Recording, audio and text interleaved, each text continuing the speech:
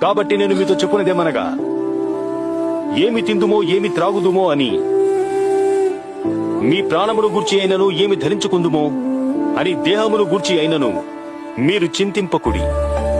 ఆహారము కంటే మన ప్రాణమును,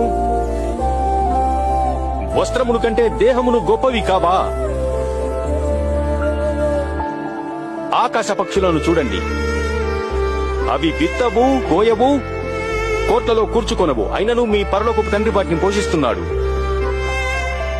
మీరు వాటికంటే బహు శ్రేష్ఠులు కారా? మీలో నెవడు చింతించుట వలన తన యొక్క జీవాన్ని మూరెడెక్కువ చేసి కొనగలడు.